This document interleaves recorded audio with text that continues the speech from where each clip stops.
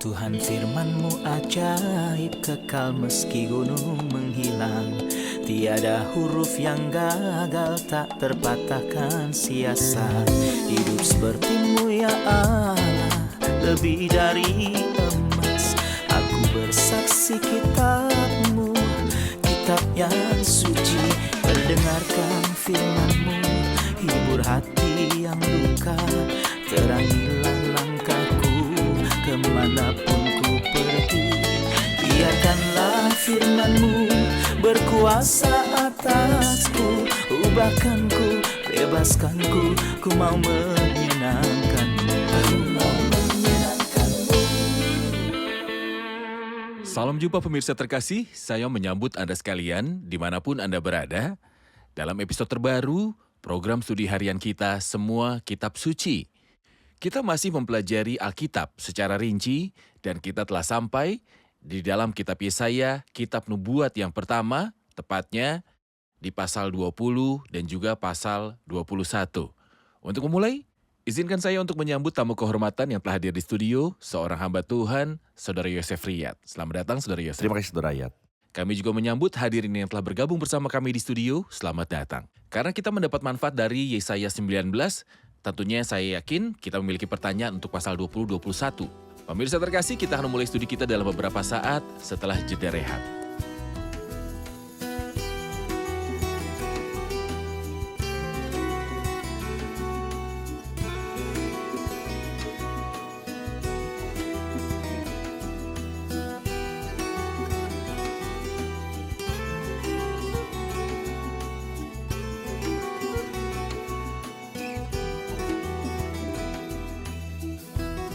Berjumpa lagi Saudara Yosef. Terima kasih. Kita berbicara banyak di episode sebelumnya tentang Mesir. Ya. Jelas bahwa kita berada di bagian yang bersangkutan dengan penghakiman atas negara-negara di sekitar Israel yang berurusan dengan sebuah cara atau lainnya dengan bangsa ini. Kami ingin memiliki judul untuk pasal 20 dan 21 yang akan kita pelajari hari ini, negara-negara mana sajakah yang berkaitan dengan nubuatan-nubuatan ini? Ya, saya pikir kita dapat mempertimbangkan pasal 20 sebagai tambahan dari pasal 19. Yang berbicara tentang penghakiman yang hampir terjadi atas Mesir. Kita melihat gambar panorama yang hebat tentang masa lalu, sekarang, dan masa depan di pasal 19. Di sini, dia berbicara tentang masa depan yang segera datang dan apa yang akan terjadi pada Mesir. Sebagai kepercayaan umat Allah di zaman dahulu. Jadi seolah-olah Tuhan ingin berkata kepada mereka, apa yang kau percayai adalah buluh yang rusak yang akan menusuk tangan siapapun yang bersandar padanya. Adapun pasal 21 bicara tentang ucapan ilahi yang tripartit. Ucapan ilahi terhadap padang gurun di tepi laut yaitu Babel, ucapan ilahi terhadap Duma, dan terakhir ucapan ilahi terhadap Arabia. Oke, saya akan membaca beberapa ayat dari pasal 20 dan kembali kepada Anda dengan pertanyaan. Pada tahun ketika Panglima yang dikirim oleh Sargon, Raja Asyur, tiba di Asdod, lalu memerangi dan merebutnya, pada waktu itu berfirmanlah Tuhan melalui Yesaya bin Amos. Firman-Nya, pergilah dan bukalah kain kabung dari pinggangmu dan tanggalkanlah kasut dari kakimu. Lalu ia pun berbuat demikian, maka berjalanlah ia telanjang dan tidak berkasut. Berfirmanlah Tuhan, seperti hambaku Yesaya berjalan telanjang dan tidak berkasut 3 tahun lamanya, sebagai tanda dan alamat terhadap Mesir dan terhadap Etiopia. Demikianlah Raja Asyur akan menggiring orang Mesir sebagai tawanan dan orang Etiopia sebagai buangan, tua, muda, telanjang dan tidak berkasut dengan pantatnya kelihatan suatu penghinaan bagi Mesir. Kapan dan bagaimana penghakiman yang diuraikan dalam firman ini akan digenapi? Ini telah terjadi di masa lalu karena di sini ia berkata bahwa Raja Asyur akan melakukan ini segera ke Mesir dan juga Etiopia. Kita membaca dalam ayat yang keempat tentang penghinaan yang ekstrim. Ketika ia berkata, tua dan muda, telanjang dan tidak berkasut dengan pantatnya kelihatan, suatu penghinaan bagi Mesir. Ini adalah situasi yang memalukan. Bangsa Asyur terkenal pada waktu itu dengan tawanan mereka. Untuk berperilaku seperti itu. Dengan tawanan mereka, saya pikir gambar-gambar dinding yang memperingati kemenangan mereka menunjukkan bahwa mereka melakukannya dengan para tawanan. Itu adalah penghinaan bagi tawanan untuk dituntun dalam keadaan telanjang. Telanjang. Oke, ayat 5, maka orang akan terkejut dan malu karena Etiopia pokok pengharapan mereka, dan karena Mesir kebanggaan mereka. Dan penduduk tanah pesisir ini akan berkata pada waktu itu, Lihat, beginilah nasib orang-orang yang kami harapkan. Kepada siapa kami melarikan diri, minta pertolongan, supaya diselamatkan dari Raja Asyur. Ini reaksi ketika melihat apa yang terjadi pada Mesir, tempat perlindungan mereka. Pertanyaan saya, yang juga ditanyakan oleh orang banyak adalah, apakah artinya bahwa Yesaya hidup telanjang dan bertelanjang kaki selama 3 tahun? Eh, Telanjang berarti dia menanggalkan pakaian luarnya. Karena ketika Anda membandingkan antara ayat ini, ayat 3, dan apa yang disebutkan dalam ayat 4, Anda akan menemukan bahwa dia tidak telanjang bulat. Tapi dia tanpa pakaian luar dan juga bertelanjang kaki selama 3 hari untuk mengumumkan bahwa kesengsaraan ini akan segera terjadi dan para tawanan akan berjalan dalam situasi yang memalukan, seolah-olah Tuhan ketika dia tidak menemukan jawaban terhadap firman-Nya, ia pun memutuskan untuk menggambarkan penghakiman kepada mereka Bentuk gambar. dalam bentuk gambar. Saat ini orang lebih memilih TV daripada radio karena ketika Anda mendengarkan dan menonton tidak sama ketika Anda mendengarkan saja. Jadi seolah Tuhan pada waktu itu dan kemudian pada zaman Yeremia dan lebih banyak lagi pada zaman Yeskiel membuat para nabi tidak hanya mengucapkan nubuat tetapi mereka juga melukiskannya dalam bentuk gambar.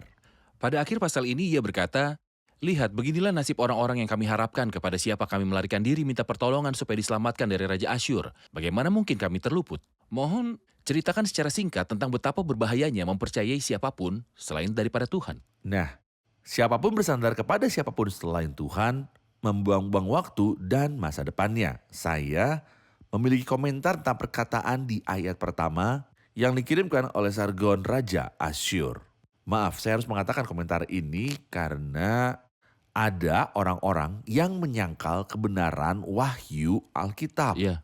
Sampai 1842 sebelum Masehi, Sargon tidak disebutkan dalam referensi sejarah manapun. Jadi mereka mengatakan bahwa Yesaya mengada-ngada. Pada kesalahan dasarnya Alkitab tidak dia. ada yang memanggil Sargon.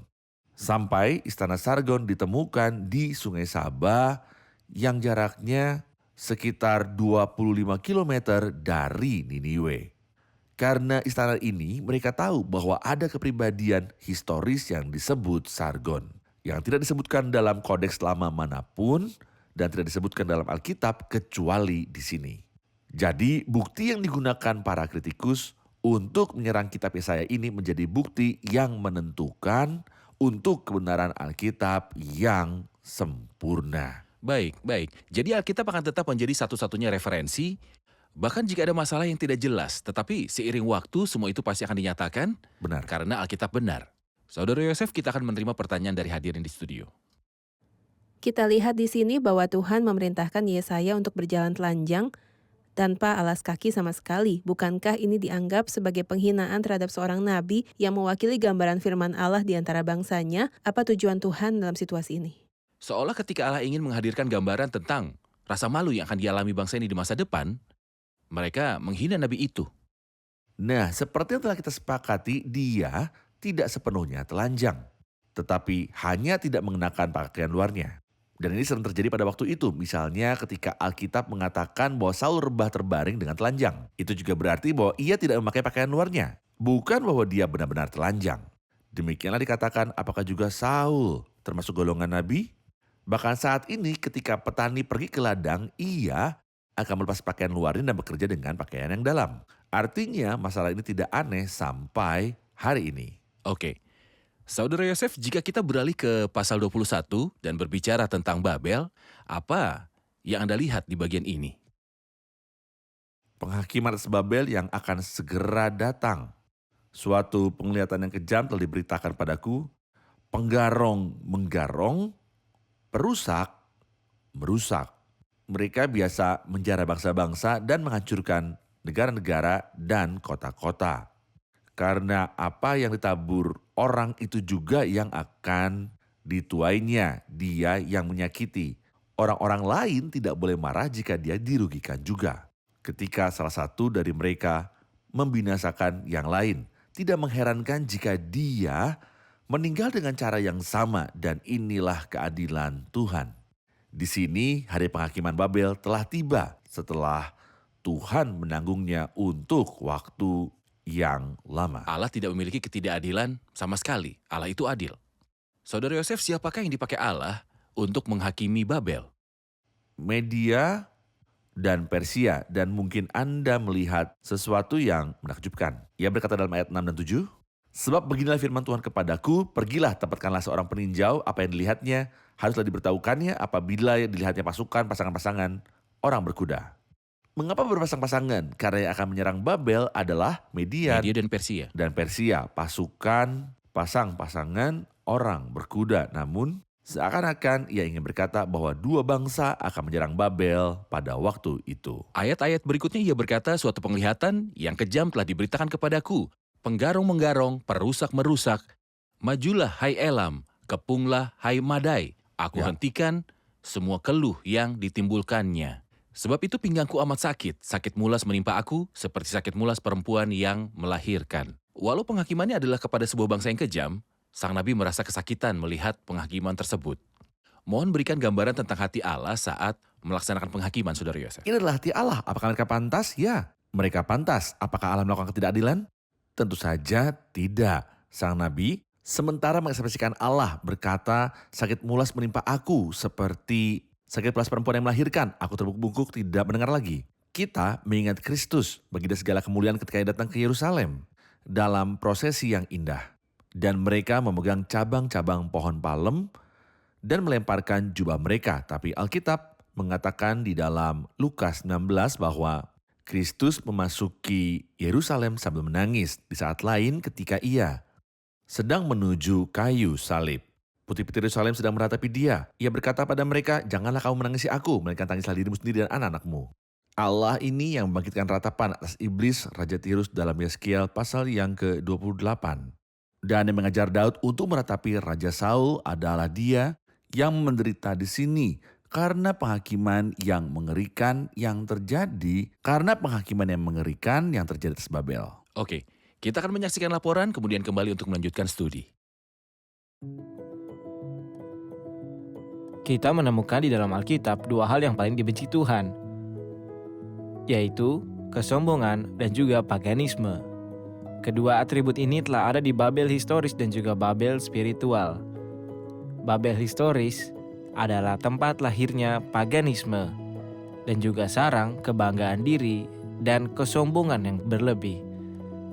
Tuhan menjadikannya yang pertama dari zaman bangsa-bangsa bukan Yahudi dan memberinya kekuatan dan kebesaran. Dikatakan kepada Nebukadnezar, tuankulah kepala yang dari emas itu, jadi dia menjadi sombong.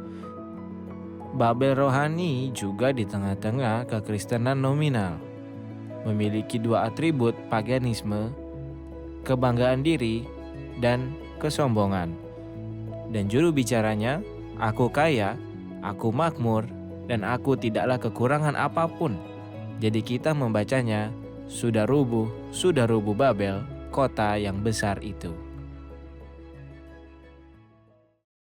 Saudara Yosef, ayat 4 berkata, hatiku gelisah, kekejutan meliputi aku, malam hari yang selalu kerindukan itu sekarang menggentarkan aku.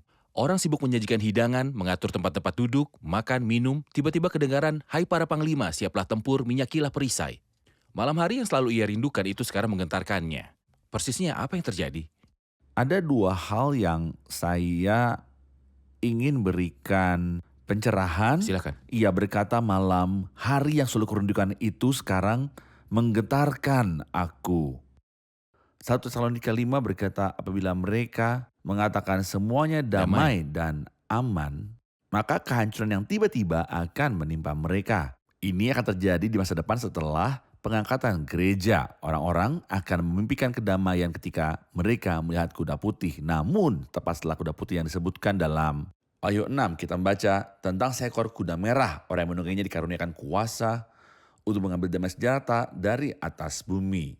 Orang yang menungganginya dikaruniakan kuasa untuk mengambil damai sejahtera dari atas bumi. Orang selalu mengimpikan kedamaian, kesukaan, dan kesenangan Raja Belsasar membuat pesta besar untuk 1000 pembesarnya. Alkitab berkata mereka menyiapkan meja, mereka membentangkan karpet. Artinya mereka membentangkan karpet merah. Jadi Sebuah resepsi pembesar. sungguh menakjubkan. Namun pada jam yang sama, Jari-jari tangan seorang pria muncul dan menulis di plesteran dinding. Oke, pada siapakah ini terjadi? Dengan Belsyazar sang raja, Belsyazar. suatu ketika Raja Babel melihat jari-jari itu menulis, dia ketakutan dan menangis. Dan meninggal pada malam itu. Malam hari yang selalu kurindukan itu sekarang menggetarkan aku. Ini adalah satu hal. Hal lainnya adalah, hai para panglima, siaplah tempur, minyakilah perisai. Menurut saya ini adalah persiapan yang terlalu terlambat. Adapun tentara Media dan Persia seperti yang dikatakan oleh Herodotus, mereka membelokkan arah sungai. arah sungai Efrat dan masuk dari bawah tembok tinggi Babel. Dan tentara tiba-tiba menemukan musuh di tengah-tengah kota. Kenapa dia berkata minyaki perisai? Bangkitlah wahai para pangeran, sementara para pangeran minum anggur bersamanya. Ini adalah persiapan yang terlalu terlambat. Dan omong-omong hal ini akan terjadi setelah pengangkatan gereja. Kemudian datang juga gadis-gadis yang lain itu dan berkata, Tuan-tuan bukakanlah kami pintu. Itu sudah Benar. terlambat. Mempersiapkan terlalu telat sudah tidak ada gunanya. Benar sekali, jadi Oke, sudah selesai. baik. Sebenarnya ayat 8, kemudian berserulah orang yang melihat itu, di tempat peninjauan ya tuanku, aku berdiri senantiasa sehari suntuk. Dan di tempat pengawalanku, aku terpancang setiap malam. Lihat, itu sudah datang sepasukan orang, pasang-pasangan orang berkuda. Lalu berserulah ia, katanya, sudah jatuh Babel. Dan segala patung berhalanya telah diremukan dan bertaburan di tanah. Sudah rubuh Babel. Mengingatkan apakah ini tentang masa lalu dan masa mendatang? Pertama, mengulangi firman 2 kali mengingatkan saya tentang mimpi Firaun yang diulang 2 kali ketika Yusuf datang untuk menafsirkan mimpi itu, ia berkata pada raja, sampai 2 kali mimpi itu diulangi bagi tuanku Firaun, berarti hal itu telah ditetapkan oleh Allah dan Allah akan segera melakukannya. Jadi pengulangan artinya penegasan dan percepatan. Namun dalam Wahyu 14, kita membaca sudah rubuh Babel kota besar itu dan diulangi dalam Wahyu 17 dan 18. Inilah yang akan digenapi di masa depan mengenai Babel rohani setelah pengangkatan. Tidak hanya denominasi-denominasi Kristen yang akan dipersatukan di bawah satu payung, tapi bahkan semua agama. Saya pikir kita melihat pertanda itu pada saat ini. Karena pemimpin paling terkemuka di kekristenan mengatakan bahwa Allah menerima semua orang. Buddha, Hindu, Druze. Allah tidak memiliki masalah untuk menerima siapapun. Tentu saja ia menerima siapapun yang datang kepada Kristus sebagai juru Ya, selamat. tapi ada satu jalan. Ya. Akulah jalan, kebenaran, dan hidup. Tapi jika Anda datang melalui Buddha dan Tuhan menerima Anda, maka Kristus mati tanpa tujuan. Maka Kristus bukanlah anak Allah yang berinkarnasi. Dan kekristenan telah dihancurkan. Itu saja amit-amit, jangan sampai kekristenan hancur. Tapi ini adalah awal dari Babel besar. Oke. Saya membutuhkan komentar Anda tentang ayat 11 dan 12 mengenai penghakiman atas Edom. Siapakah Edom itu dan apakah penghakimannya? Dia mengatakan di sini ucapan ilahi terhadap Duma. Duma disebutkan dalam kitab Kejadian 25 ayat 14, di mana dia berkata bahwa di antara anak-anak Ismail adalah Duma dan Seir, yang adalah Esau. Tidak ada bedanya. Apakah dia anak Ismail atau Esau? Nampaknya mereka bergabung menjadi satu karena Esau menikah dengan anak perempuan Ismail. Dia berkata, seorang memanggilku dari Seir, pengawal. Pengawal adalah nabi yang bertanggung jawab untuk memperingatkan karena di masa lalu tidak ada radar seperti hari ini. Jadi kota-kota besar harus memiliki penjaga atau pengawal. Pengawal itu seharusnya memiliki pandangan dan pendengaran yang tajam serta suara nyaring. Karena dia seharusnya melihat musuh dari jauh dan mendengar. Bahkan bisikan tentara yang mendekat dan Serta berteriak meniup sangkakala. sekeras mungkin agar semua bisa mendengar ketika ada bahaya. Ayat ini ditulis dalam versi KEH yang diterjemahkan langsung seperti ini. Hai, pengawal masih lama malam ini? Hai pengawal masih lama malam ini? Bukan sudah waktunya untuk berakhir? Pengawal itu berkata, pagi akan datang. Tetapi malam juga jelas pagi akan datang bagi mereka yang menantikan Tuhan. Dan pastinya malam akan datang kepada mereka yang menyangkal Allah dan menolak Kristusnya. Lalu dia berkata kepada mereka, jika kamu mau bertanya, datanglah bertanya. Sekali lagi, bahkan bangsa ini, para pesina yang cabul ini, seperti yang dikatakan dalam Ibrani pasal 12, bahwa Allah siap menerima pertobatan mereka jika mereka kembali kepadanya. Masih ada nubuatan terakhir tentang Arabia. dimulai dari ayat ke-13. Mohon berikan gambaran singkat tentang bagian ini karena keterbatasan waktu. Nah, ini telah terjadi di masa lalu juga pada zaman Nebukadnezar. Tak satu pun dari bangsa-bangsa yang berhasil lolos dari Nebukadnezar, bahkan Arabia. Ia berkata, "Hai penduduk tanah Tema, keluarlah, sambutlah orang pelarian dengan roti." Namun ia juga mengatakan sesuatu yang baik di ayat yang ke-16. "Sebab beginilah firman Tuhan kepadaku, dalam setahun lagi menurut masa kerja prajurit upahan." Jadi tidak ada kenaikan atau penurunan di dalamnya karena pekerja tidak siap untuk bekerja bahkan 1 hari ekstra pun. Dia mengambil haknya sepenuhnya. Dia mengambil haknya sepenuhnya dan majikan tidak akan membiarkan bahkan 1 hari lebih sedikit. Dalam setahun lagi menurut masa kerja prajurit upahan maka segala kemuliaan Kedar akan habis dan dari pemanah-pemanah yang gagah perkasa dan Bani Kedar akan tinggal sejumlah kecil saja di sini. Itu bukan pemusnahan akhir seperti yang kita lihat dalam kasus Babel. Di sini ada sebuah peringatan. Dan dari pemanah-pemanah yang gagah perkasa dari Bani Kedar akan tinggal sejumlah kecil saja sebab Tuhan Allah Israel telah mengatakannya. Saat ia ingin memastikan keabsahan nubuat-nubuat ini, ia berkata, sebab Tuhan Allah Israel telah mengatakannya. Saat Tuhan berbicara, jaminan apakah yang diberikannya kepada kita? Nah, ada perkataan yang sangat penting di awal kitab ini. "Dengarlah hai langit dan perhatikanlah hai bumi, sebab Tuhan berfirman." Ketika Tuhan berbicara, tidak ada yang bisa mengubah apa yang dia katakannya. Firman-Nya adalah faktor terakhir dan menentukan dalam masalah apapun. Oleh karena itu, orang bijak ketika Anda memberitahu dia ide, apapun dia akan bertanya kepada Anda, apakah itu ada dalam Alkitab atau tidak. Rasul Paulus selalu mengatakan, apa yang kitab suci katakan, saya seharusnya tunduk pada apa yang Alkitab katakan. Apa yang Allah katakan bukan pada apapun yang seseorang katakan. Karena firman Allah adalah satu-satunya ucapan yang tulus. Apapun yang Tuhan katakan pasti akan tergenapi. Benar. Saudara Yosef, saya tahu bahwa kami tidak menyuguhkan segala hal secara rinci, tetapi kami hanya menyuguhkan garis-garis besar saja dari nubuat itu untuk menciptakan semangat dalam diri pemirsa terkasih untuk mempelajari Alkitab dan mengetahui apa yang dikatakan Alkitab. Syukur kita sudah mencapai akhir episode, kita akan rangkum bersama hadirin.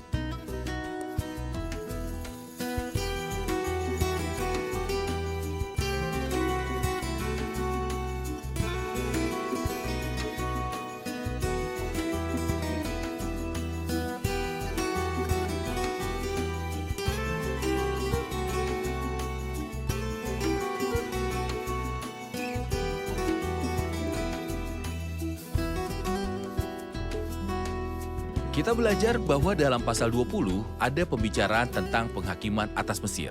Mengapa dan bagaimana penghakiman ini digenapi atas Mesir?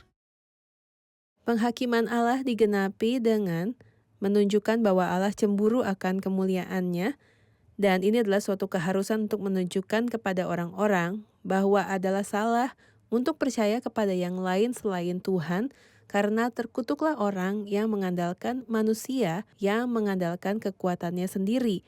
Penghakimannya digenapi oleh Raja Babel, seorang raja yang sangat kejam. Dan Sargon. seperti kita lihat dalam pasal 20 bahwa orang Mesir muda dan tua berjalan telanjang dan tanpa alas kaki, dan ini adalah bukti dari aib yang disebabkan oleh Raja Babel. Bagaimana Saudara Yosef? Sargon Sargon Raja adalah Asyur. Raja Asyur. Sargon Raja Asyur, seperti Benar. yang kami dengar bahwa ia tidak disebutkan dalam kodeks sejarah manapun, kecuali 100 tahun yang lalu ketika ditemukan bahwa benar-benar ada seorang raja di Asyur yang bernama Sargon. Sargon Raja Asyur. Pada awal pasal ke-21 ada penghakiman atas Babel. Bagaimanakah penghakiman atas Babel ini digenapi? Ada tertulis, karena apa yang ditabur orang itu juga Karena yang apa akan yang ditabur dituainya. orang itu yang dituainya. Ya, Tuhan memakai Media dan Persia untuk menghakimi kejahatan Babel. Benar, Belshazzar terbunuh pada malam yang sama ketika dia bergirang dan bersenang-senang. Saudara Yosef? Ya. Oke. Benar. Dalam ucapan ilahi terhadap Edom, hai pengawal, masih lama malam ini. Pengawal itu berkata, pagi akan datang tetapi malam juga. Apa artinya? Ini berarti malam belum berakhir. Dia bertanya, apakah malam sudah berakhir? Tidak, malam belum berakhir. Apakah banyak malam tersisa? Ya. Jawabannya adalah pagi Ya. akan datang tetapi malam juga. Apa artinya? Dia memberitahu kepada siapa pagi akan datang dan kepada siapa malam akan datang. Malam adalah bagi siapa yang tidak berjalan dengan perintah-perintah Tuhan dan tidak mempertimbangkan masa depan dan kekekalannya. Dan pagi adalah bagi dia yang berjalan dalam perintah-perintah Tuhan dan sedang menantikan kedatangan Tuhan semesta alam. Pagi adalah untuk mereka yang menunggu Tuhan, dan malam adalah bagi mereka yang menolak Tuhan. Ini adalah hasil yang alami, Saudara Yosef. Benar. Ketika Kristus datang, sebagian akan diselamatkan dan sebagian akan binasa. Ada pagi dan malam yang kekal bagi mereka yang menolak Kristus. Yang hebat adalah bahwa Allah tidak menolak siapapun. Dan dia berfirman, jika kamu mau bertanya, tanyakanlah. Kembali lagi Tuhan menerima setiap orang di bumi. Baik, terima kasih Saudara Yosef, Tuhan Tuhan berkati. Terima kasih semuanya. Kita bertemu di episode selanjutnya.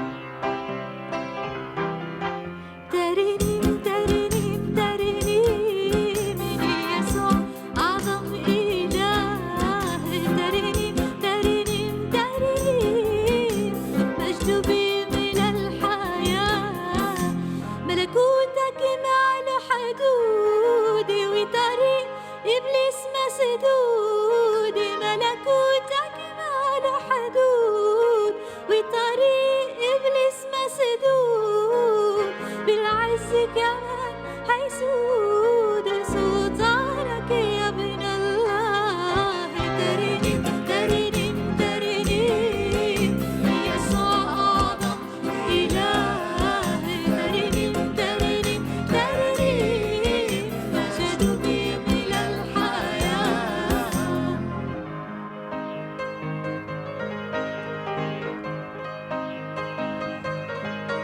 إبليس مغلوب مغلوب إعلان واضح مكتوب إبليس مغلوب مغلوب إعلان واضح مكتوب في الدم وفي المصلوب في يسوعنا بنتحداه ترنيم ترنيم ترنيم ليسوع أعظم إله ترنيم ترنيم ترنيم مجد بملء الحياة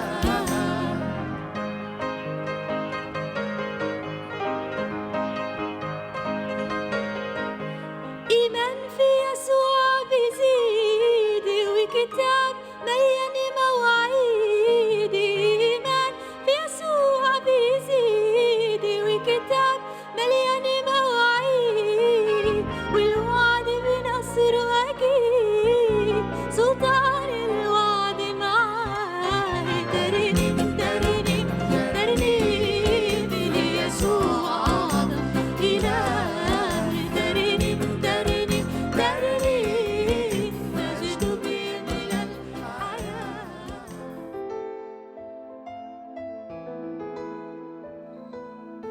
Tuhan firman-Mu ajaib, kekal meski gunung menghilang. Tiada huruf yang gagal, tak terpatahkan siasat. Hidup seperti-Mu ya Allah, lebih dari emas. Aku bersaksi kitab-Mu, kitab yang suci. Mendengarkan firman-Mu, hibur hati yang duka. Terangilah langkahku kemanapun ku pergi. Biarkanlah firman-Mu berkuasa atasku. Ubahkanku, bebaskanku, ku mau menyenangkan-Mu. Tuhan firman-Mu ajaib, ubah dan bebaskan aku.